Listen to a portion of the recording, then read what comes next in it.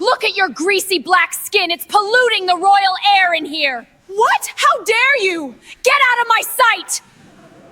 Claire Whitfield hissed, her beautiful face contorted with sheer disgust. Slap! The fiery strike cut straight through the luxurious atmosphere of the Harrington Atlanta Grand Ballroom. 200 guests froze. The clinking of champagne glasses instantly died out. The woman of color, dressed in a simple navy blue gown, stood completely still. Her head was tilted slightly from the impact, a dark flush blooming on her deep-toned cheek. She didn't cry. She didn't back down. Instead, she stared straight at the bride with eyes that had walked through hell, cold and utterly unbothered. Get out of here, before I have security drag this low-class trash out! I want you gone! Out! A penniless, uneducated thing like you has no right to breathe the same air as us. Dirtbag!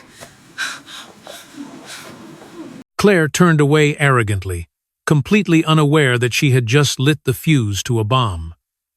The self-satisfied bride had no idea that the black woman she had just humiliated was not the help. She was the exact reason the groom was still alive, and in just 4 hours, every single fake aristocrat in this room would be on their knees once they learned her true identity. Before we dive in, if this is your first time here, welcome to Legacy Stories. This is a place where the truth always comes out, where the ones they underestimate are never who they think, and where justice, real justice, doesn't just arrive, it arrives. Every story you'll find on this channel is built on one belief: that dignity doesn't have a price tag. That a woman in a navy dress can carry more weight than anyone in that ballroom was prepared for. So if that's the kind of story you're here for, hit subscribe, turn on notifications, and don't you dare go anywhere. Because what happens next in that ballroom? Nobody saw it coming. Let's get into it. The drive from Savannah to Atlanta takes 4 hours on a good day. Dorothy Ellis had left before sunrise.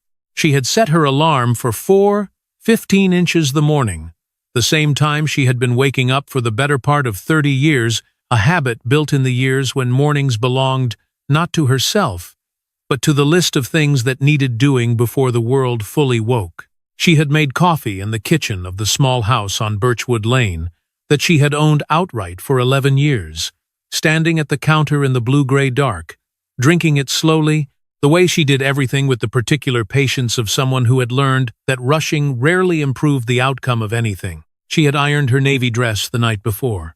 Twice. The first time because it needed it. The second time because her hands needed something to do while her mind moved through the day ahead. Jordan's wedding day. She said it quietly to herself in the dark kitchen, the way she sometimes said things she needed to make real. Jordan's wedding day. 26 years of mournings had led to this one, and she intended to arrive at it properly. The dress was simple. She knew it was simple. She had stood in the mirror the evening before and looked at herself with the clear-eyed honesty she applied to most things, and acknowledged that she was a 61-year-old woman in a department store dress attending a wedding at the Harrington Atlanta, which was the kind of hotel that had a separate entrance for the flower delivery trucks and another for everyone else. She had added the pearl earrings small, real, a gift from her late husband William on their 10th anniversary, and decided that was enough, that she was enough. She had made that decision many times in her life, and it had never once been the wrong one. She pulled out of Birchwood Lane at 4:47 inches the morning, with a thermos of coffee in the cup holder, and a card for Jordan in her purse that she had written and rewritten 4 times before she got it right. The highways were quiet at that hour. The kind of quiet that belongs to truck drivers and nurses coming off night shifts and mothers driving to their sons' weddings before the sun came up, and Dorothy moved through it steadily, the way she moved through most things. She thought about William. She thought about him the way she always did on the days that mattered not with grief anymore, or not only with grief, but with the particular closeness of someone who has carried a person inside them for so long that the carrying has become simply part of how they move through the world. William Ellis had been gone for 23 years. He had died on a cold Tuesday morning in February when Jordan was 8 years old, a sudden cardiac event that the doctors said had been building quietly for years without announcing itself, the way certain dangers do. Jordan had been asleep when it happened. Dorothy had been the one who found William, and she had made the calls that needed to be made. And then she had sat at the kitchen table for a long time before she went to wake her son, because she had needed that time to become the version of herself that could do what came next. What came next was everything.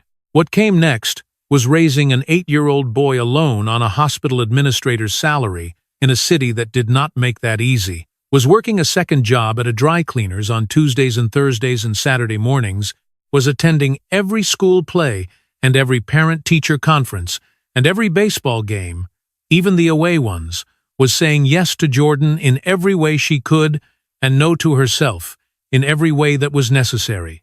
What came next was the fire. Jordan had been 7 a year before William died, the last year of the life they had all three shared, when the electrical fault in the wall of Jordan's bedroom had caught somewhere deep in the insulation and begun its quiet work. It was 2 in the morning. Dorothy had woken to the smell before the smoke alarm sounded, some ancient maternal instinct firing before the technology did, and she had gone down the hall to Jordan's room and opened the door to a wall of heat and orange light that she would see in her dreams for years afterward. She had not stopped. She had gone in. She had found Jordan in the corner of the room where he had pressed himself against the wall, in the way that children do when they are terrified and do not know which direction is safe, and she had covered him with her body and moved them both out of that room and down the hallway and out the front door, into the cold night air of the street, where the neighbors were beginning to gather, and someone was calling 911. Jordan was coughing and alive in her arms. Her left hand had been burned. Not severely, the doctors said. She had been fortunate, a word she had accepted without comment. The scar had faded over the years to a pale ridge along the outside of her palm, something she noticed only when the light caught it a certain way, or when she thought about that night, which she did not do often, because what had happened was simply what any mother would have done, and she had never considered it remarkable. Jordan did not remember all of it. He had been very small and very frightened, and memory is merciful to the very small and very frightened. But he knew the shape of the story. Dorothy had told him once, plainly, when he was old enough to ask, and then they had not spoken of it again because there was nothing more to say. She arrived at the Harrington Atlanta at 9:23 inches the morning. The hotel was everything she had expected: marble floors, orchids in the lobby, staff in uniforms that cost more than her first car. She parked in the designated guest lot and sat for a moment in the quiet of the car, finishing the last of her coffee, looking at the building through the windshield. He grew up, she thought. He grew up just fine, William. She gathered her purse, checked that her pearl earrings were in place, and stepped out into the Atlanta morning. The grand ballroom was already being dressed for the reception. Long tables draped in ivory linen, crystal glassware catching the early light, centerpieces of white roses and trailing greenery, being positioned by a team of florists who moved with the focused efficiency of people on a deadline. Dorothy stood at the entrance to the ballroom and took it all in with the quiet appreciation of someone who finds beauty in careful work, regardless of its scale. One of the florists, a young woman with her hair pulled back and a clipboard in her hand, looked up and caught Dorothy's eye with the harried expression of someone who needed one more pair of hands and had just found them. "Oh, thank goodness," she said. "Are you with the Savannah team?" Dorothy looked at the young woman. Then she looked at the centerpiece nearest her, which was listing slightly to the left in a way that would bother her if she did not fix it. She set down her purse on a nearby chair. "Show me what needs doing," she said. Claire Whitfield had been planning this wedding for 14 months. Not personally, of course. She had a planner, Serena Voss, whose firm charged $12,000 as a base consultation fee, and whose client list read like a directory of Atlanta's most photographed families. But Claire had been present for every decision, had approved every fabric swatch and every menu item and every floral arrangement, had sent back the first 3 proposals for the ceremony lighting, because none of them captured what she described to Serena as the feeling of arriving somewhere you were always meant to be. Serena had nodded and said she understood completely, and gone away and come back with a fourth proposal that Claire had approved. And the lighting now suspended above the grand ballroom of the Harrington Atlanta was, in Claire's estimation, perfect. Claire Whitfield was 30 years old and had been told she was beautiful so consistently and from such an early age that she had stopped hearing it the way most people stop hearing background noise, not because it was unpleasant, because it had simply become the ambient condition of her existence. She was tall, with pale gold hair that she wore in an elaborate updo this morning, and the kind of bone structure that photographs well from every angle, and she moved through rooms with the ease of someone who had never once arrived somewhere and wondered whether she belonged. She had met Jordan Ellis at a gallery opening 3 years ago. He had been there with a colleague, standing in front of a large abstract canvas with the focused attention of someone who was actually looking at the art rather than performing the looking of it, which was what most of the other people in the room were doing and which had caught her eye. He was tall, broad-shouldered, with a quiet confidence that she had found immediately attractive, and only later recognized as the particular confidence of someone who does not require external confirmation. She had approached him. They had talked for 2 hours. She had called her best friend from the car on the way home and said, "I met someone. He's different." He was different. She had loved that about him in the beginning. What she had loved less, gradually, was everything that came with him.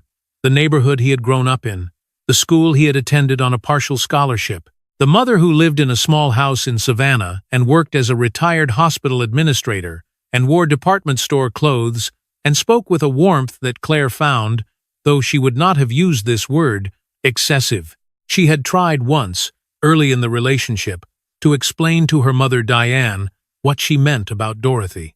"She's perfectly nice," Claire had said. Sitting at the kitchen table of the Whitfield home in Buckhead, watching her mother arrange flowers the way she always did when they were having a conversation, she considered important. "She's just not quite what we're used to," Diane had said without looking up from the flowers. "Yes," Claire had said, "exactly." That had been 3 years ago, and the understanding reached at that kitchen table had shaped, quietly and consistently, every decision Claire had made regarding Dorothy Ellis in the time since. She had suggested to Jordan, 6 months into their engagement, that perhaps the wedding guest list might be kept intimate, close friends, immediate family, people who shared what she called the same frame of reference. Jordan had looked at her across the dinner table with an expression she couldn't read and said, "My mother will be at my wedding, Claire," and something in his voice had closed the subject in a way that she had accepted outwardly and filed away inwardly. Dorothy would be at the wedding. Fine. Claire had ensured that Dorothy's seat was at table 14, which was positioned behind the third column from the entrance with an obstructed view of the main floor. She had reviewed the seating chart with Serena 3 times to confirm this. Serena had not commented. Serena was paid not to comment. This morning, standing at the window of the bridal suite on the 4th floor of the Harrington Atlanta, Claire had looked down into the ballroom and seen Dorothy Ellis standing among the florists, adjusting a centerpiece with the easy competence of someone who knew what she was doing. Something had moved through Claire at the sight of it. Not guilt, not recognition. Something closer to satisfaction. The particular satisfaction of a narrative confirming itself. She had always suspected that this was the natural order of things, that people found their level, that the world, left to its own arrangements, sorted itself correctly. She had turned from the window and said nothing to anyone. At 9:47 inches the morning, Margaret Whitfield, Claire's mother, a woman who managed social situations with the efficiency of an air traffic controller and the warmth of one, had swept into the ballroom to conduct her final inspection.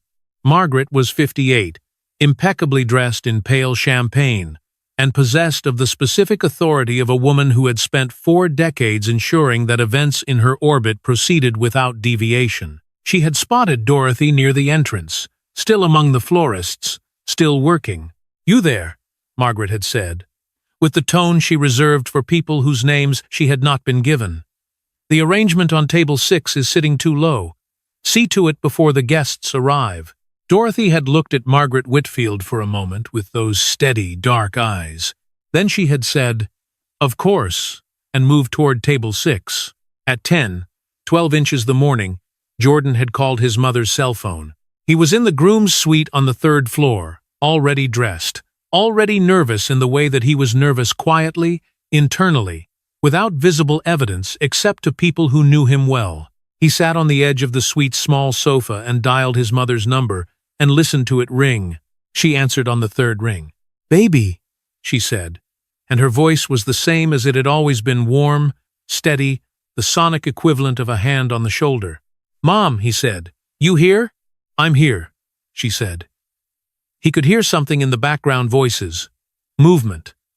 The particular ambient sound of a large space being prepared for something. "I'm right here." He let out a breath he hadn't known he was holding. "Okay," he said. "Okay, I'll see you out there." "You will," she said. "Go get ready. You're getting married today." He smiled. "Yeah," he said. "I am." He hung up and sat for a moment with the phone in his hand, feeling something settle in his chest, the way it always did after he talked to her, some foundational thing clicking back into place. Downstairs, Dorothy stood with Jordan's words still warm in her ear, a centerpiece in her hands, in a ballroom full of people who had decided without asking that they already knew exactly who she was. She set the arrangement down on table 6, adjusted it until it was level, and stepped back to check the angle. It was right. She moved to table 7. The ceremony began at 11 o'clock. Jordan stood at the altar at the front of the grand ballroom and watched the doors open and felt his chest tighten in the way it did before anything important, not fear exactly, but the particular alertness of someone who understands that what is about to happen cannot be undone and has decided that this is all right. The officiant, a man named Pastor Gerald Howe, who had known Jordan since he was 12 years old, and had the kind of calm that comes from having stood beside people at the most significant moments of their lives for 30 years, stood to Jordan's right and gave him a small nod. Jordan nodded back. The music changed. The guests rose.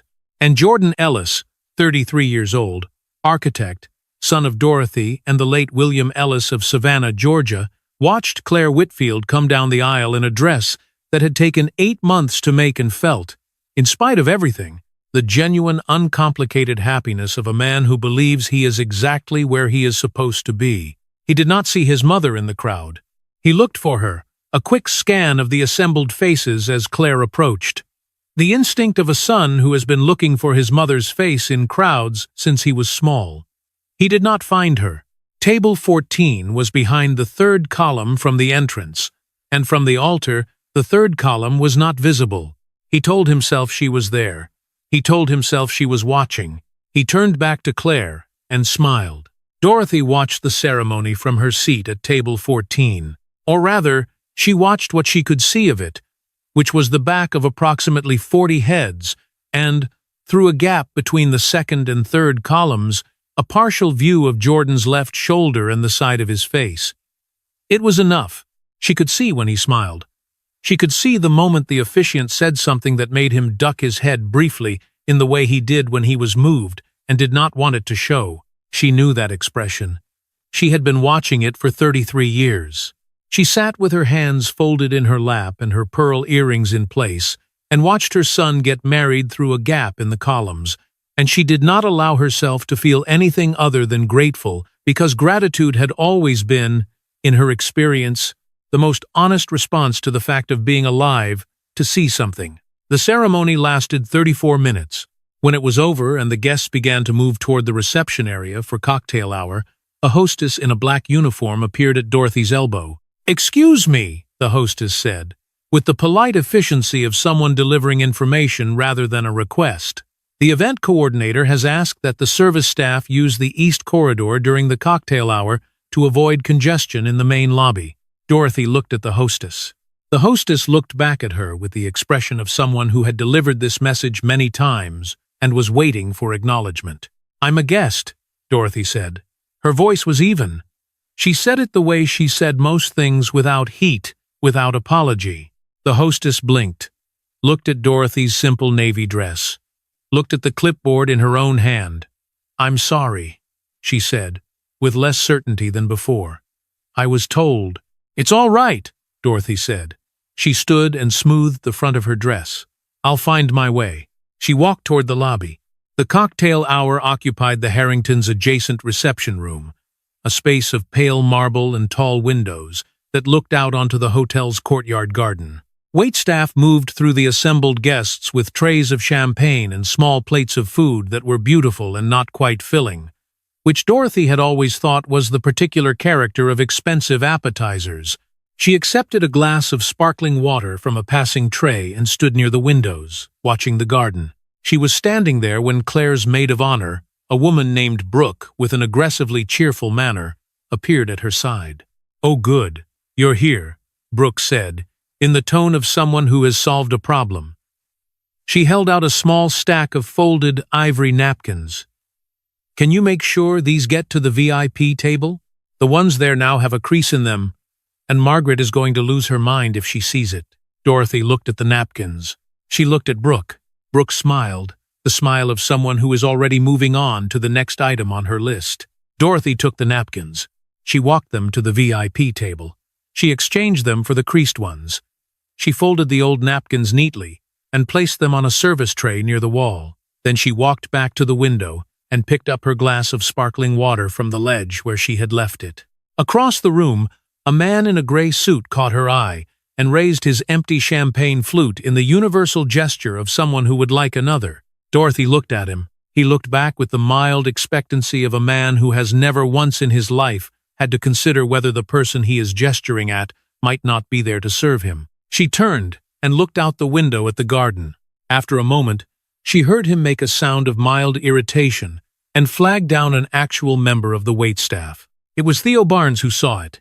Theo had been Jordan's closest friend since their first year of architecture school, where they had bonded over bad coffee and worse deadlines and the specific camaraderie of two people who are both working harder than everyone around them and both pretending it isn't hard.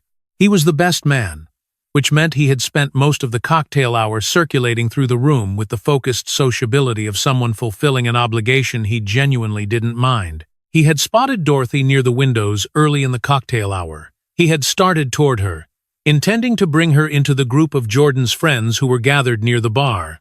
The people who would have been glad to see her, who had heard Jordan speak of her with the particular reverence that children reserve for parents who have genuinely earned it. He had gotten halfway across the room when he saw Brooke hand her the napkins. He had stopped. He had watched Dorothy take them, had watched her walk to the VIP table, had watched her fold the old napkins, with the same careful attention she apparently gave to everything. He stood very still and felt something move through him that he did not have a clean word for, something that was part anger and part grief and part the particular helplessness of watching something wrong happen in a room full of people who are not going to stop it. He started moving toward her again. Dorothy looked up from the window and found him crossing the room toward her. She read his expression with the accuracy of a woman who has been reading rooms for 61 years. She gave a small, barely perceptible shake of her head. "Not today," the shake said. "Not here. Not in Jordan's hour." Theo stopped. He stood in the middle of the cocktail room and looked at this woman who had run into a burning building for her son and was now being handed napkins at his wedding, and he felt something settle into a hard, cold place in his chest. He turned and went back to his post near the bar, but he watched. He watched everything. The reception dinner began at 1 o'clock. The guests moved from the cocktail room back into the grand ballroom with the easy flow of people who have been drinking champagne for an hour and are now ready to sit down, and the ballroom received them with the full weight of its preparation. The chandeliers burning warm and amber, the centerpieces standing at their correct heights, the ivory linens without a single crease, the result of a morning's work that the room had absorbed completely and would not acknowledge. Dorothy found her seat at table 14. The table was positioned, as she had known it would be, behind the third column from the entrance. The floral arrangement nearest her was one she had adjusted herself that morning. She recognized the particular angle of the white roses, the way she had tilted the tallest stem slightly left to balance the weight of the arrangement. She sat down across from her own work and felt something that was almost amusement, and settled for quiet. The other guests at table 14 were, by the evidence of the first few minutes, unlikely conversationalists. A young man named Brett who worked with Jordan at his firm and knew no one else at the wedding and was managing this by looking at his phone with determined focus. An elderly couple, the Harrisons, distant relatives of the Whitfields, who spoke to each other in the low, continuous murmur of people who have been married long enough that conversation has become something between habit and breathing. A woman named Patricia, who had been Claire's college roommate for one semester before a scheduling conflict had separated them, and who seemed to feel this history entitled her to opinions about the floral arrangements, which she delivered to no one in particular throughout the first course. Dorothy ate her salad and listened to the room. It was a skill she had developed over decades, the ability to sit in a space and take its full measure without appearing to do so. She had learned it first as a young woman navigating rooms where she was often the only person who looked like her, learned that watching was safer than speaking, that understanding the architecture of a room before you moved through it was the difference between arriving somewhere and being somewhere. She had refined it over years until it was less a strategy than simply the way she perceived things fully, quietly, without announcing the perception. What she perceived now was a room organized around a clear center of gravity. The Whitfield tables occupied the front right of the ballroom. Richard and Diane Whitfield at the primary table with the senior family and closest friends, Claire and Jordan at the sweetheart table elevated on a small platform, the wedding party at a long rectangular table to their left. The energy of the room moved toward these tables and radiated outward, and the further from the center you sat, the more the energy thinned, until at table 14, behind the third column, you were in the room but not quite of it. Dorothy understood this. She had spent a lifetime understanding rooms like this. She watched Jordan at the sweetheart table. He was laughing at something Claire had said, his head thrown back in the full-body laugh he had inherited from William, and the sight of it moved through her with the particular warmth of something that does not diminish with repetition. She had been watching that laugh for 33 years, and it still did what it had always done. She looked away before the looking became visible. The first course was cleared at 1:34 inches the afternoon. It was during the interval between the first and second courses that Margaret Whitfield appeared at the edge of table 14. She did not sit. She stood with the posture of someone making a brief administrative stop, her champagne flute in one hand, her eyes moving across the table with the assessing efficiency of a woman conducting a census. Her eyes landed on Dorothy. "The ice sculpture near the east entrance," Margaret said, without preamble. "It's beginning to drip onto the floor. Apparently, the drainage tray wasn't positioned correctly. Someone needs to deal with it before it becomes a problem." She set it to the table in the way that people sometimes deliver instructions to a room, technically addressing everyone while actually addressing one specific person, the address made clear not by words, but by the particular quality of the eye contact. Dorothy met the eye contact. There was a moment brief, perhaps 2 seconds, perhaps 3, in which the two women simply looked at each other. Dorothy with her steady dark eyes and her pearl earrings and her hands folded on the table. Margaret with her champagne flute and her pale champagne dress and the absolute unquestioned certainty of a woman who has never once in her life had a request go unmet. Dorothy stood up. She did not say anything. She did not correct Margaret's assumption. She did not explain that she was a guest, that she was the groom's mother, that the man laughing at the sweetheart table was her son, the one she had pulled from a burning room with her bare hands 26 years ago. She stood up because the alternative, the scene, the correction, the disruption of Jordan's afternoon was not something she was willing to offer this day. She walked to the east entrance. The ice sculpture was a swan, approximately 3 feet tall, positioned on a round table near the corridor entrance. The drainage tray beneath it had indeed shifted, and a thin rivulet of water was working its way toward the edge of the table. Dorothy found a folded cloth near the service station, repositioned the tray, blotted the water from the table's surface, and checked the angle to ensure the remaining melt would drain correctly. It took 4 minutes. She walked back to table 14 and sat down. Brett looked up from his phone briefly, then looked back down. Patricia was still talking about the centerpieces. Across the ballroom, near the wedding party table, Theo had watched Dorothy stand up and walk toward the east entrance. He had watched the direction she came from the table where Margaret Whitfield was now moving away with the satisfied air of someone whose problem had been resolved. He set down his fork. He found Jordan's eye across the room. Jordan was half listening to something Claire's uncle was saying. His attention split the way it sometimes got at large social events where he was required to be many things at once. He caught Theo's eye and raised his eyebrows in the mild inquiry of someone checking in. Theo looked at him for a moment. Then he looked away. Not yet, he thought. Not in front of everyone. Not like this. He picked up his fork again. He ate. He watched. At table 14, Dorothy was eating the second-course salmon, simply prepared, better than she had expected when the woman from the adjacent table leaned over with the particular smile of someone about to say something they consider friendly. "Are you with the catering company?" the woman said. "I just want to say, everything has been absolutely beautiful." Dorothy looked at the woman. The woman's smile held with the confidence of someone who had not yet understood that she had said something wrong. "Thank you," Dorothy said. She picked up her fork and continued eating her salmon and did not say anything else. And the woman, after a moment, turned back to her own table, satisfied, and Dorothy sat in the specific silence of someone absorbing a small injury with the practiced ease of long experience, and thought about Jordan's laugh, and thought about William, and waited for the afternoon to move forward toward whatever it was going to become. She did not have long to wait. 3 tables away, near the main serving station, a glass of red wine was beginning its slow tilt toward the edge of a table, and Dorothy was standing directly in its path. It happened at 2:47 the afternoon. Dorothy had left table 14 to retrieve her cardigan from the coat check near the main serving station.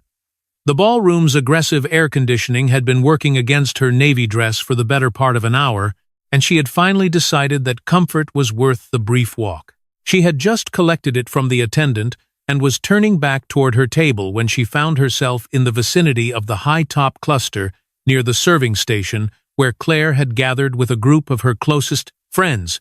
Claire was holding court in the way she did at the center of things, animated, beautiful, the focal point of the small constellation of women around her who laughed when she laughed and leaned in when she leaned in. Her champagne flute was in her right hand. A glass of red wine ordered, apparently, for toasting purposes, sat on the high-top surface to her left. Dorothy was perhaps 4 feet away. She was not moving toward Claire. She was moving parallel to her, in the direction of the corridor that led back to table 14. She was carrying her cardigan over one arm. She was not looking at Claire. What happened next lasted approximately 2 seconds and was witnessed by everyone within a 15-foot radius of the high-top table. Claire reached for the red wine with the slightly exaggerated gesture of someone making a point in a conversation, her arm extending wide, her hand closing around the stem and the glass tipped. It was a small motion, almost imperceptible in its origin. The kind of thing that could have been clumsiness or could have been something else entirely, and the difference between those two possibilities would matter enormously in approximately 3 minutes. The wine came down across the front of Claire's ivory bodice, in a single sweeping motion. The red spread across the white satin with the particular violence of something irreversible, dark and immediate and absolute. For one suspended second, the area around the high-top table went completely silent. Then Claire looked down at her dress. Then she looked up, and she looked directly at Dorothy. Dorothy had seen the glass tip. She had been 4 feet away and had seen it clearly, the reach, the overextension, the moment the stem left the surface. She had seen that there was no contact between herself and the table. She had seen that the distance between them made contact physically impossible. She knew what was coming before it arrived. "You did this." Claire's voice started low, so low that only the women immediately around the high top could hear it. But low was not where it stayed. "I'm sorry about your dress," Dorothy said, and her voice was steady and clear. "But I wasn't near your glass. I didn't—" "Don't." Claire's voice climbed a register. The women around her had gone very still. "Don't stand there and tell me you didn't do this. You were right there." "I was 4 feet away," Dorothy said. "I was walking past. I didn't touch anything." "I saw you," Claire said. Her voice was building now with the momentum of something that has decided its direction and will not be redirected. You bumped into the table. You knocked my glass. Claire, do you have any idea? Claire's voice broke on the words in a way that was technically precise. The exact register of someone overwhelmed. The exact calibration of tears without tears. Do you have any idea what this dress costs? Do you know what today is? Do you know what you've done? The murmur of nearby conversations had died. Heads were turning. The radius of silence was expanding. Table by table. The way silence expands in a room when something has gone badly wrong, and everyone can feel it, but no one has yet decided how to respond. Dorothy stood in the center of the expanding silence and did not move. "I'm sorry about your dress," she said again, for the second time, with the same steadiness. "But I won't apologize for something I didn't do." Something shifted in Claire's face. The performance of being wronged gave way briefly to something raw, the expression of someone who has been contradicted by a person they did not expect to be contradicted by, in front of people they did not expect to witness the contradiction. "Don't you dare," Claire said. Her voice had dropped again, which was somehow worse than the volume. "Don't you dare stand there and tell me what you did or didn't do. Do you know where you are? Do you know who I am?" "I know exactly where I am," Dorothy said quietly. "Then act like it," Claire said. "People like you." She stopped herself. Or she appeared to stop herself, the pause of someone who has thought better of completing a sentence, which is its own kind of completion. The room was very quiet. 200 wedding guests stood or sat within the radius of that silence, and not one of them spoke. Dorothy was aware of each of them in the peripheral way that you become aware of an audience, their presence, their watching, the particular weight of collective attention turned in your direction. She had stood in rooms like this before, not in ballrooms, not with chandeliers, but in the essential experience of being the only person of her kind in a space that had organized itself against her. She had stood in rooms like this before. She knew what the silence meant. It meant that no one was going to speak. She turned to face the room, not dramatically, not in accusation, simply the motion of someone assessing their surroundings. She looked at the faces nearest her, a woman in a green dress who was looking at the floor, a man in a gray suit who was looking at his phone with the focused attention of someone who has decided they are elsewhere. Two young women near the bar who were watching with wide eyes and making no move. She turned back to Claire. "I want you to look at me," Dorothy said, "and I want you to tell me honestly whether you believe I touched your glass." The question landed in the silence and did not go anywhere. Claire looked at her, and in the 3 seconds that followed, something moved through Claire's face that was almost legible, a flicker of something that might, in a different person, in a different room, have been the beginning of honesty. But this was not a different person, and this was not a different room. Claire drew back her right hand. The motion was not impulsive. That was the thing Dorothy would remember afterward in the quiet of the car, in the weeks that followed, in the long, careful reckonings of the months to come. The motion was not impulsive. There was a half-second in which the hand was drawn back, and the decision was visible, and the room held its breath. And then the hand came forward. The sound of the slap cut through the grand ballroom of the Harrington Atlanta, with a clarity that silenced everything, the ambient music, the murmur of conversation, the clinking of glasses, the distant sound of traffic through the tall windows. It was a sharp, unambiguous sound, and it reached every corner of the room. Dorothy's head turned with the impact. Her right hand rose to her left cheek. She closed her eyes for 1 second. When she opened them, the room was absolutely still. Claire's arm was still extended. Her diamond bracelet caught the light of the chandeliers. Her face was flushed, her chest heaving slightly, her expression the strange composite of someone who has just done something they cannot undo and has not yet decided how to feel about it. "You don't belong here," Claire said. Her voice was cold now. The coldness that comes after heat has burned through everything and left something harder in its place. "Get out. People like you are all the same. Get out before I have security remove you." The room did not move. 200 people stood in the grand ballroom of the Harrington Atlanta and breathed and watched and said nothing. Dorothy lowered her hand from her cheek.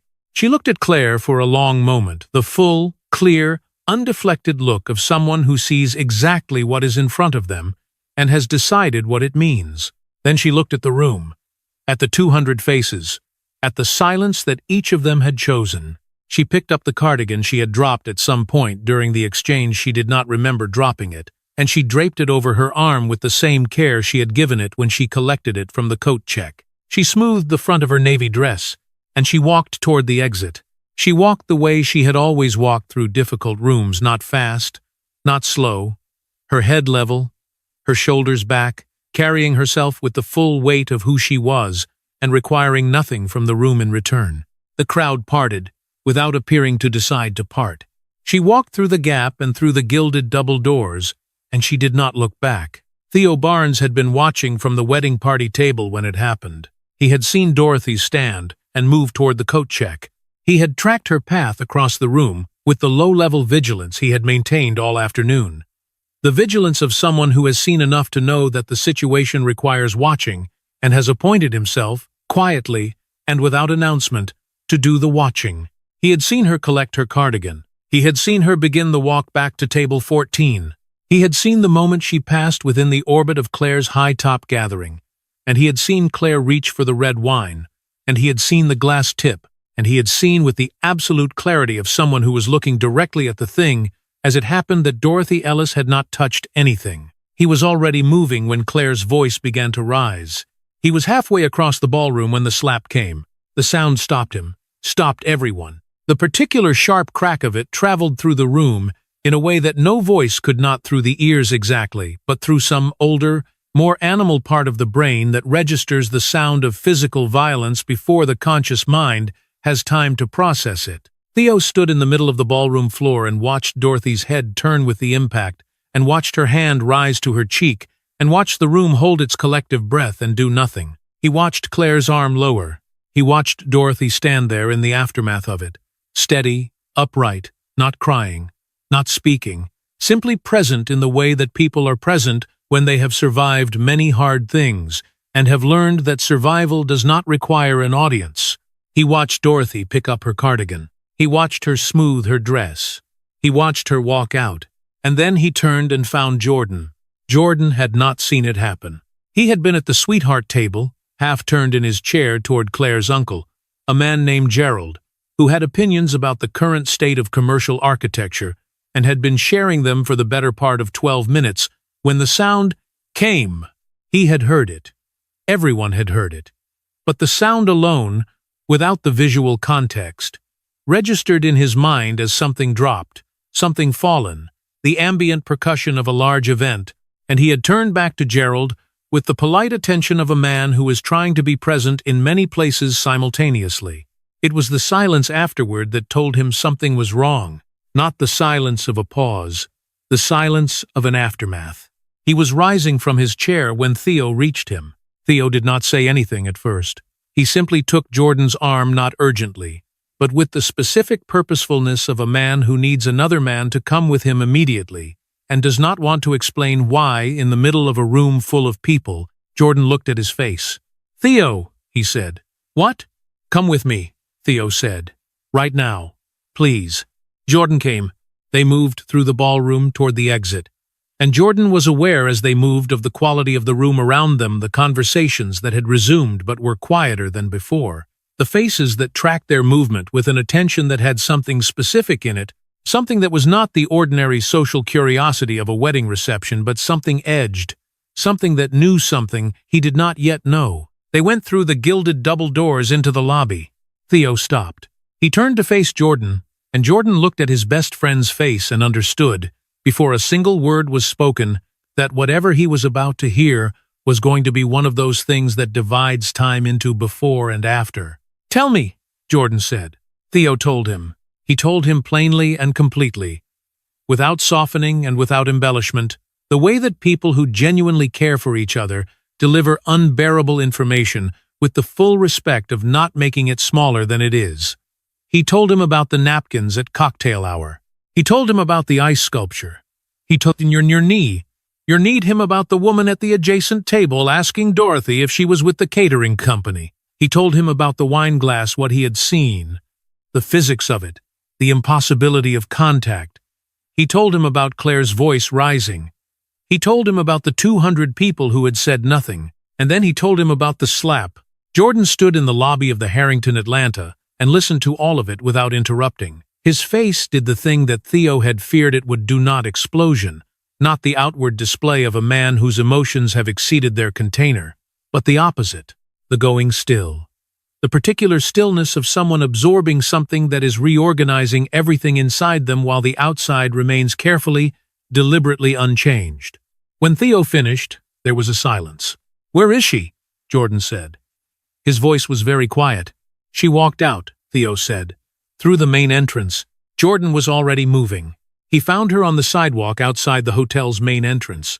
She was standing in the afternoon light, the October sun low and amber, casting long shadows across the hotel's circular drive with her cardigan over one arm and her small purse in her hand and her pearl earrings in place. She was not on her phone. She was not crying.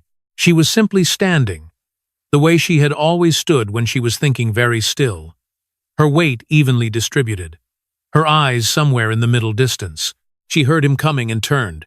And Jordan Ellis, 33 years old, architect, a man who had not cried in front of another person since his father's funeral, looked at his mother's face in the October light and saw the mark on her left cheek dark against her deep brown skin, beginning to swell slightly at the cheekbone, and felt something move through him that had no clean name.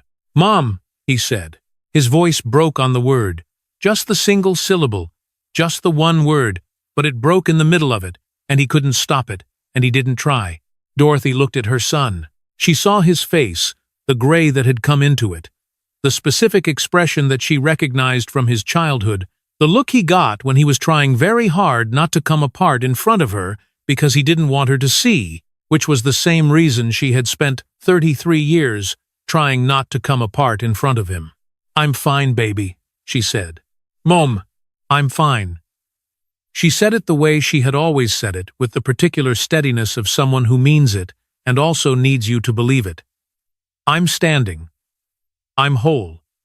I'm fine." He crossed to her in 3 steps, and she opened her arms, and he bent into them the way he had always bent into them, fully, completely, without the careful management of a grown man embracing his mother, but with the uncalculated need of someone returning to the one place that has always been safe. She held him.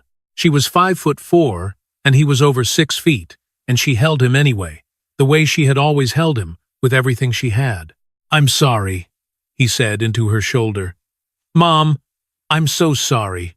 I should have. Shh," she said. "I didn't know what was happening. I didn't see it. If I had seen it." "Jordan." Her voice was gentle and absolute. "Look at me." He straightened. He looked at her. His eyes were wet, and he was not trying to hide it. She reached up and put her hand against his face, her left hand, the one with the scar along the outside of the palm, the scar from the night she had gone into the burning room to find him. "You are not responsible," she said, "for what other people choose to do. I should have protected you," he said. "Yes," she said simply. "You should have." She let him hold that. He needed to hold it. It was true, and the truth of it needed space. Then she said, "But you're here now." He covered her hand with his own, his large architect's hand over her smaller one, over the scar she had never once asked him to feel guilty about. "What do you want to do?" he said. "Tell me what you want, and I'll do it." She looked at him for a long moment. Then she looked past him at the hotel entrance, the gilded doors, the warm light spilling from the lobby, the muffled sound of music that someone had restarted inside in the optimistic belief that the afternoon could be recovered. "I want you to go back in there," she said. "Mom, and I want you to do what needs to be done," she said. "Whatever that is. You'll know when you're standing in front of it." He looked at her. "Go," she said. "I'll be right here." He held her gaze for another moment. Then he turned. He walked back toward the hotel entrance with the particular quality of movement that she recognized, the walk of a man who has made a decision that costs something and is paying the cost with every step, willingly, because he has decided it is the right thing to pay. She watched him go. Then she turned back to the amber afternoon and stood in it quietly, her cardigan over her arm, her pearl earrings in place, and waited for whatever was coming next.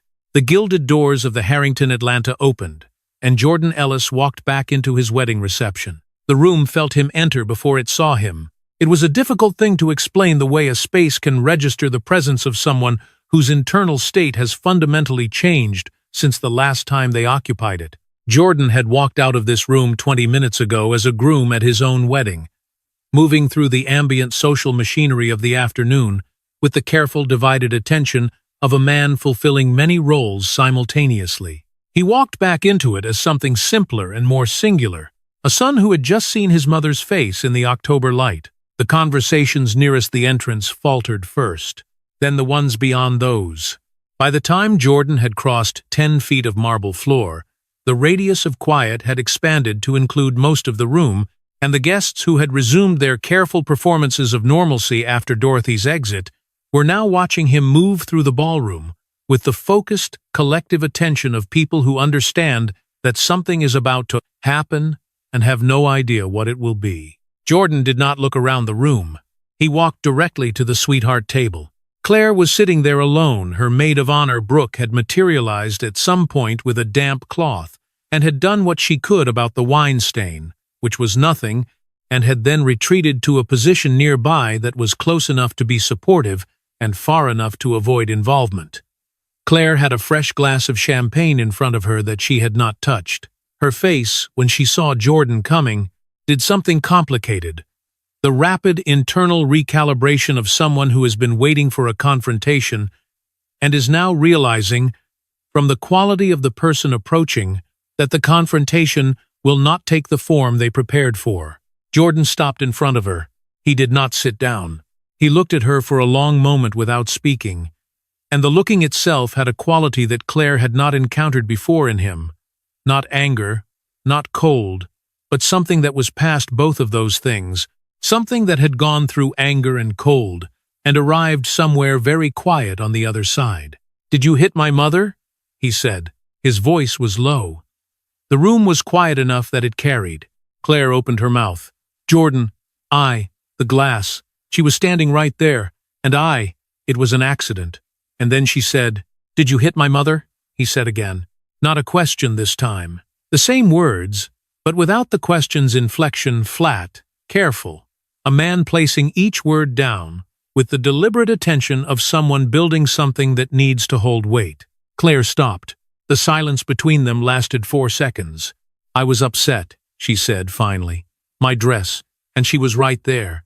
And I reacted. I shouldn't have. I know I shouldn't have. But Jordan, she didn't provoke anything," Jordan said quietly. "She was walking past you. You weren't there." "Theo was there," Jordan said. "Theo saw the whole thing. From the beginning." Claire looked toward the wedding party table, where Theo stood with his arms at his sides, and his face carefully neutral, in the way of someone who will tell the truth, if asked, and is waiting to be asked. She looked back at Jordan. Something in her face shifted, the specific shift of someone whose version of events has just encountered a witness and is adjusting its architecture accordingly. "Jordan," she said.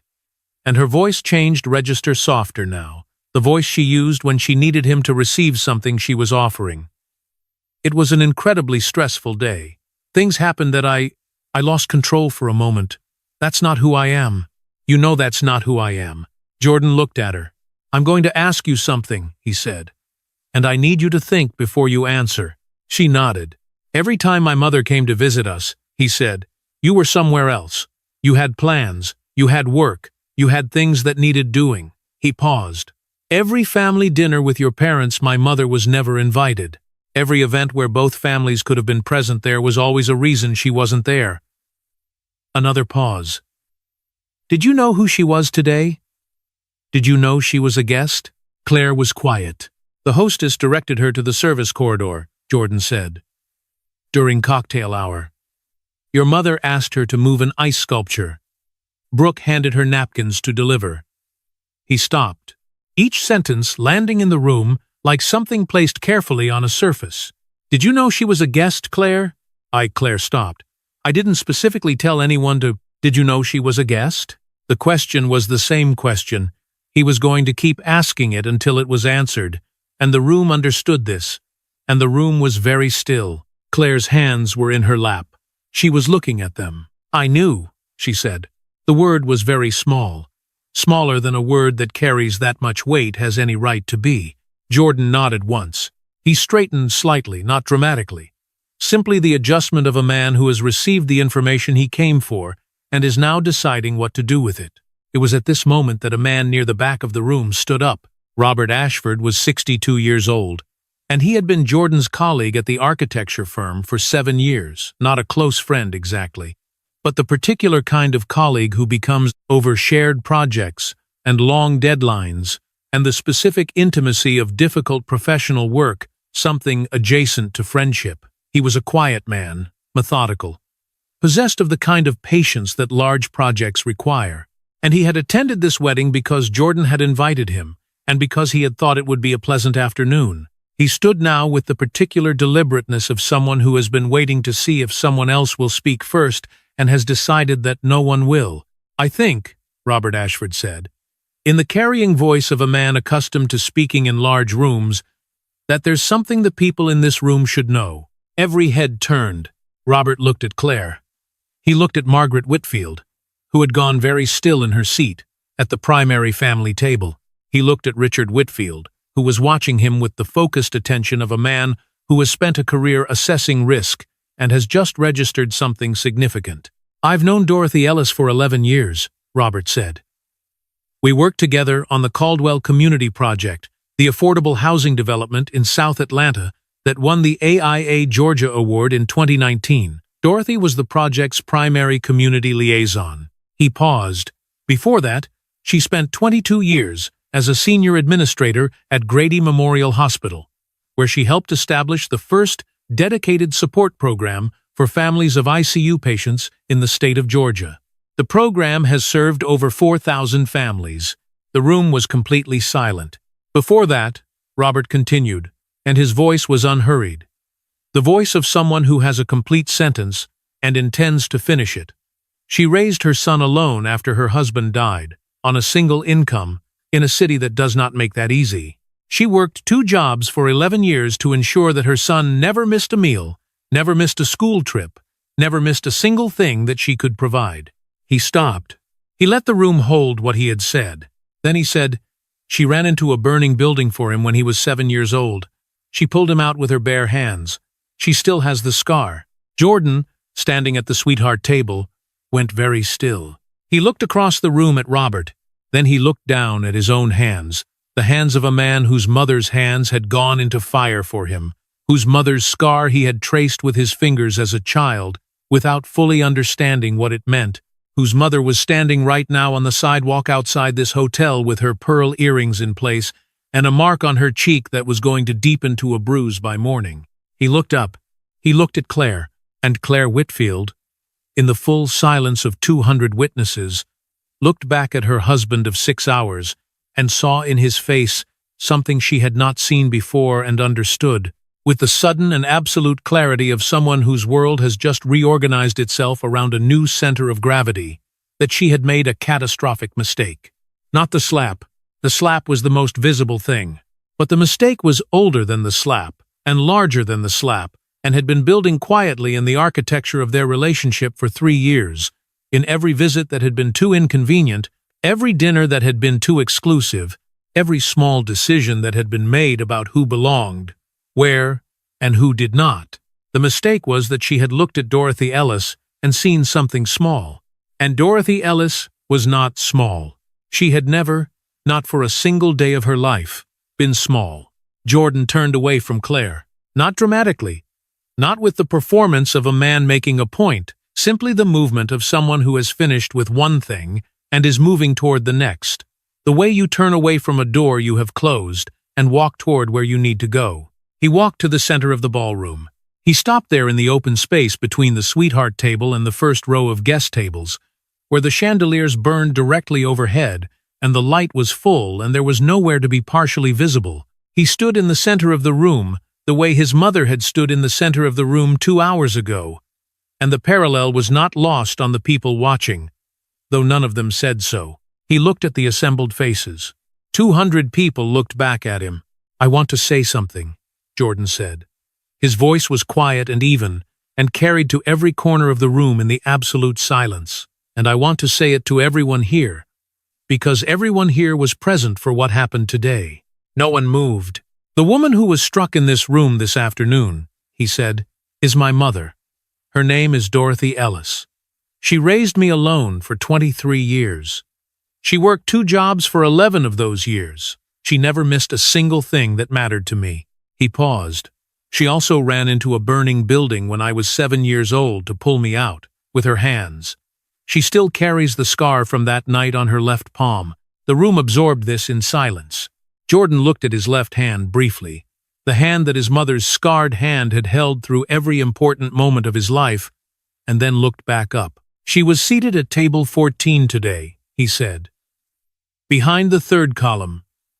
She was directed to the service corridor during cocktail hour. She was asked to deliver napkins.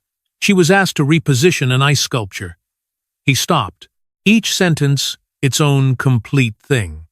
"And when she was standing 4 feet away from a glass of wine that tipped on its own, she was blamed for it. And then she was struck." The silence had a texture now, the specific dense quality of 200 people who are uncomfortable and have nowhere to put the discomfort. "Not one person in this room," Jordan said anything. He let that sit. He was not angry in his voice. That was the thing. There was no heat in it. No accusation in the register of it. Just the flat, careful statement of something true, delivered to the people for whom it was true, and the absence of anger made it land harder than anger would have. "I'm not saying this to embarrass anyone," he said. "I'm saying it because my mother walked out of this room with a mark on her face, and 200 people watched it happen, and the only sound in this room was the sound of the slap." He stopped. He looked at Claire. Claire was still at the sweetheart table, her champagne untouched, her hands in her lap, her face doing the complicated work of someone who is being looked at by 200 people and their husband simultaneously, and has no adequate response to any of it. Jordan held her gaze for a long moment. Then he said with the same quiet, "I need to ask you something, Claire, in front of these people. Because these people were here." Claire's chin lifted slightly, the instinctive response of someone who has been challenged publicly and whose first reflex is composure.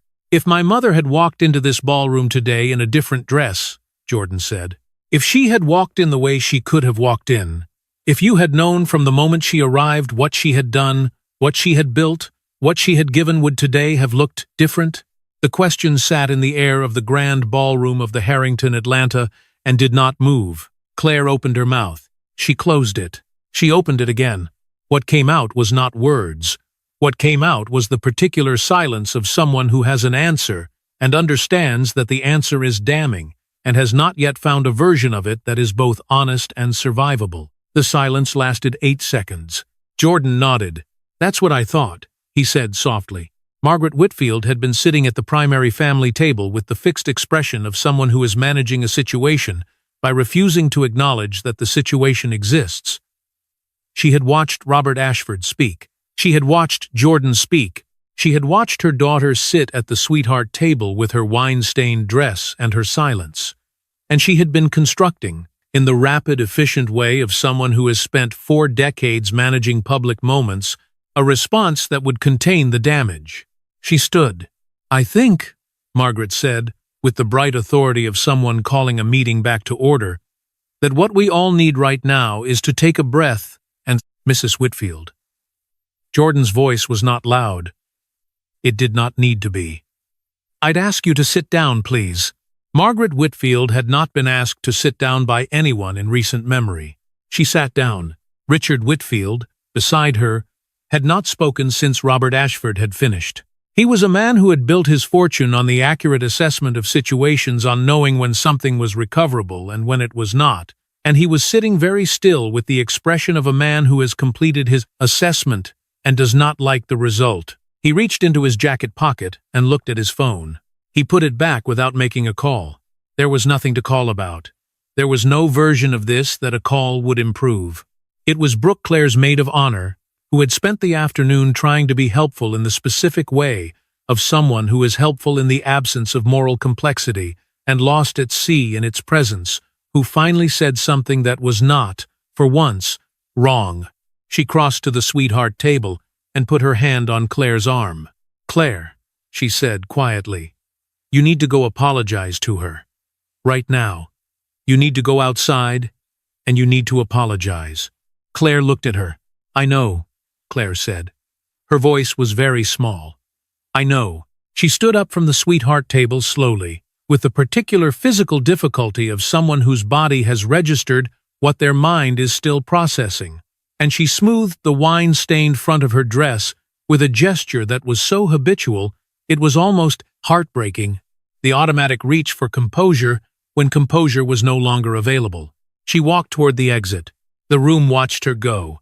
Outside, Dorothy was still standing in the amber afternoon light. She had watched the sun move in the time she had been standing there, the October light shifting its angle, lengthening the shadows of the ornamental hedges along the hotel drive, turning the marble facade of the Harrington a deeper gold.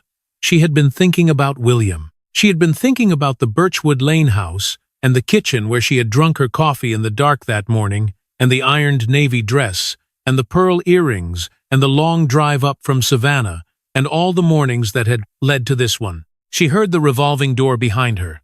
She turned.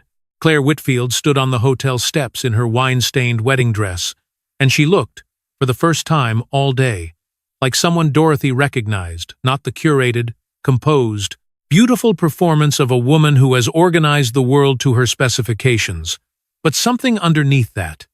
Someone young, someone frightened, someone who has just understood the full dimensions of what they have done and is standing in it without anywhere to hide. Dorothy waited. Claire came down the steps. She stopped 3 feet from Dorothy, the same distance Dorothy had been from the wine glass when it tipped, and she looked at the mark on Dorothy's cheek, and something moved through her face that was, at last, genuine. "Mrs. Ellis," she said. Her voice was unsteady. She stopped. She tried again.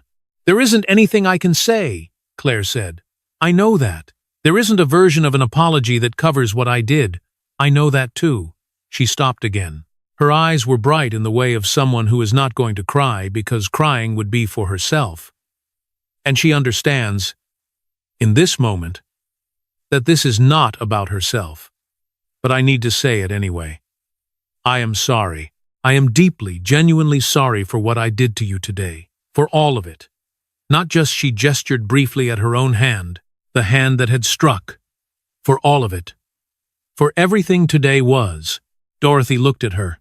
She looked at her the way she looked at most things, fully, without flinching, with the clear, steady attention of someone who sees what is actually there rather than what they would prefer to see. She saw a woman who had built her understanding of human worth on foundations that were giving way beneath her feet in real time. She saw someone young enough that the giving way might teach her something if she let it. She saw the fear and the calculation, and beneath both of those, something smaller and more genuine, the beginning, perhaps, of an understanding that had arrived very late and at a very high cost. She said, "I'm going to ask you something, Claire, and I want you to sit with it. Not answer it now. Sit with it." Claire nodded. "When you looked at me today," Dorothy said, "what did you see?" Claire was quiet. "Not what you assumed," Dorothy said. "Not what you decided before you had any information. I mean what you actually saw. When you looked at me." The afternoon was very still around them. "I saw someone I had already decided about," Claire said finally. The words came slowly, with the difficulty of something being said for the first time. "I didn't actually look. I just confirmed what I had already decided." Dorothy nodded.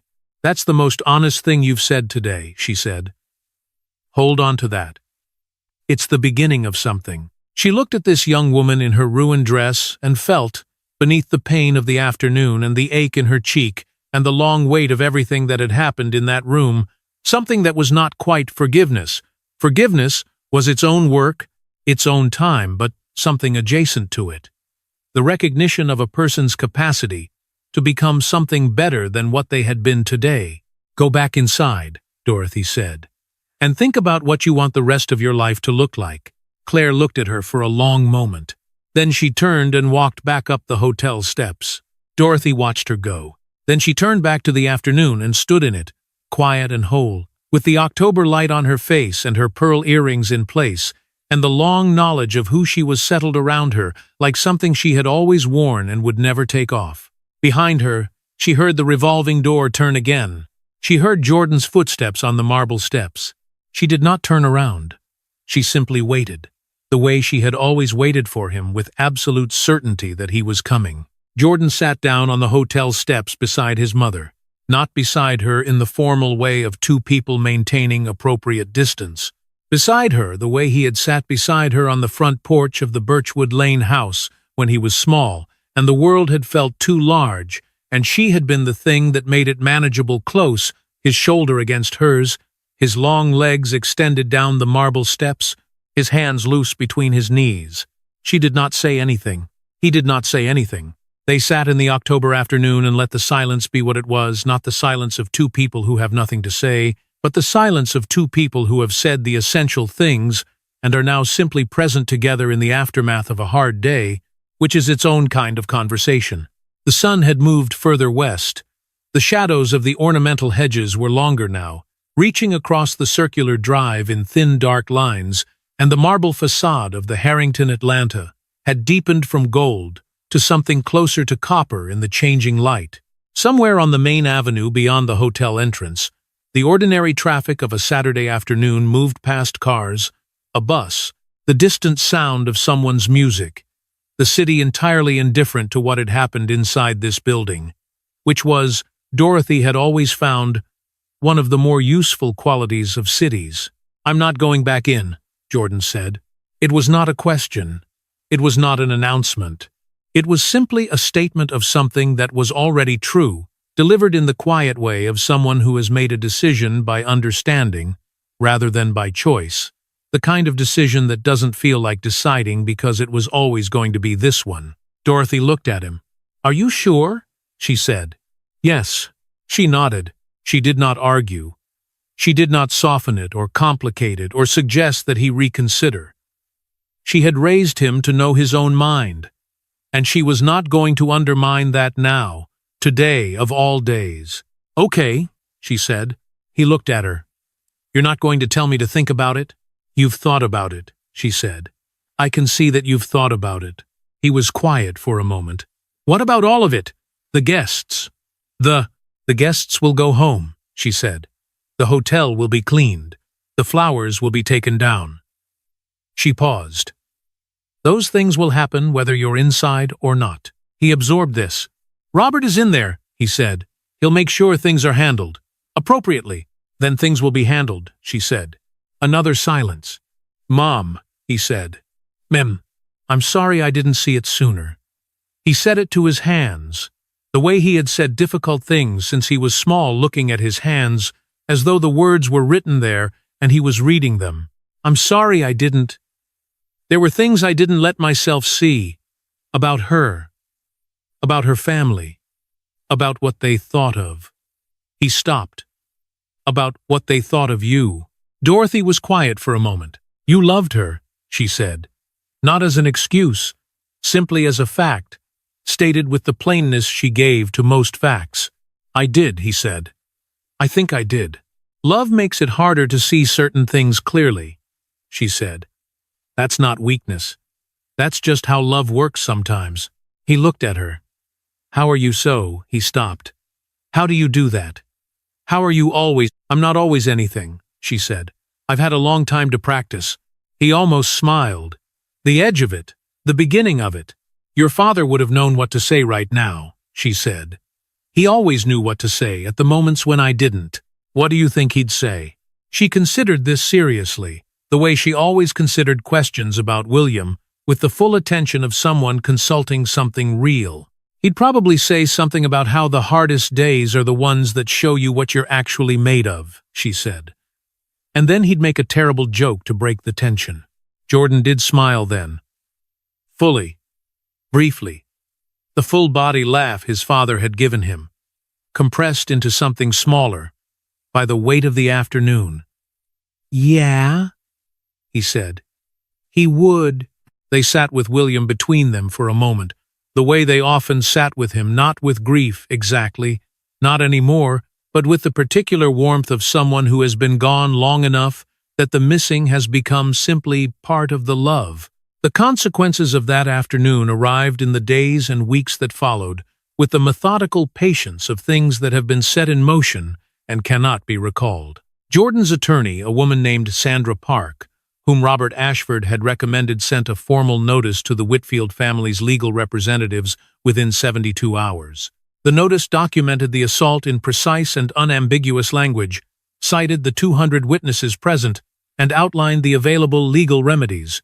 Dorothy, when Jordan told her about it, said that she appreciated the thoroughness and did not want to pursue criminal charges. She did not say this from weakness. She said it from the specific clarity of someone who knows exactly what they want justice to look like and has decided that a courtroom is not the shape of it. What she asked for instead was a meeting. It took place 11 days after the wedding. In a conference room in downtown Atlanta, Dorothy, Jordan, Sandra Park on one side of the table, Claire and her parents and their attorney on the other. It was a quiet meeting, conducted in the register of people who are being very careful with their words because they understand the weight they carry. Dorothy spoke for 9 minutes without notes. She spoke about what had happened in the ballroom. She spoke about what had happened in the months and years before the ballroom, the dinners not attended, the visits managed, the quiet, consistent message delivered through 100 small decisions that she was not the kind of person who belonged in certain rooms. She spoke about this without anger and without the desire to wound, simply with the precision of someone who believes that clarity is its own form of respect. She looked at Claire when she spoke. Claire did not look away. When Dorothy finished, she said one thing more. "I don't need an apology," she said. "You've given me one. What I need, what I'm asking for, is that you spend some time understanding why today was possible. Not the slap. The slap was the end of something that had been building for a long time. I want you to understand what was building, and I want you to decide what you're going to do about it." She stood. "That's all," she said. She walked out of the conference room with the same walk she had used to walk out of the grand ballroom, not fast, not slow, her head level, carrying herself with the full weight of who she was. 6 months later, on a Saturday morning in April, Dorothy was in the kitchen of the Birchwood Lane house when Jordan called. She was making coffee in the way she always made it, standing at the counter in the early light, unhurried, the kitchen quiet around her. The April light was different from October, light softer, greener, coming in through the window above the sink at a lower angle, touching the edges of things gently. She answered on the second ring. "Hey, baby," she said. "Hey, Mom." His voice was good. She could hear it, the specific quality of good in his voice, the steadiness that meant he was all right. "Just calling to check in. I'm making coffee," she said. "I know," he said. "You're always making coffee." "Coffee is important," she said. He laughed the full laugh, William's laugh, filling the phone in the kitchen in the April morning with the sound of something she had worked very hard for a very long time to protect. She closed her eyes for a moment and let it be what it was. "You doing okay?" he said. "I'm doing fine," she said. "Really fine? Or I'm your mother and I'm not going to worry you, fine?" "Really fine," she said. And it was true. It was true in the way that things are true when they have been earned rather than simply arrived at with the specific, settled quality of something that has been tested and has held. "Good," he said. "How are you?" she said. "Getting there," he said. "That's enough," she said. "Getting there is enough." A small silence, the comfortable kind. "Mom," he said. "Mem, thank you." For he stopped. "Just. Thank you." She stood in her kitchen in the April morning light and thought about all the things he might mean by that. All the years contained in those 2 words, all the mornings she had stood up from kitchen tables when standing up had felt impossible. All the jobs and the drives and the school plays and the baseball games and the burning room and the 23 years of choosing every single day to give him everything she had. "You don't have to thank me," she said. "I know," he said. "I'm doing it anyway." She smiled. "Call me Sunday," she said. "I will," he said. She put the phone down on the counter. She poured her coffee. She stood at the window and looked out at the April morning, the yard, the old oak tree at the property line, the quiet street of Birchwood Lane just beginning to stir with the ordinary Saturday life of a neighborhood going about its day. She thought about William. "He's fine," she told him. "Our boy is just fine." She drank her coffee in the morning light, in her kitchen, in her house, in the life she had built with her own hands, and it was, in every way that mattered, exactly enough. The world will spend your whole life trying to tell you what you're worth based on what it can see: your clothes, your table, your title, your zip code. Dorothy Ellis never argued with the room. She never needed to, because she knew something that took everyone else in that ballroom all day to learn: dignity isn't assigned, it's carried. And the ones who carry it quietly are always the ones who carry it the longest. If this story stayed with you, drop your city and the time where you're watching from. And if you're not subscribed yet, join the Legacy Stories family. We'll be here, and so will the truth.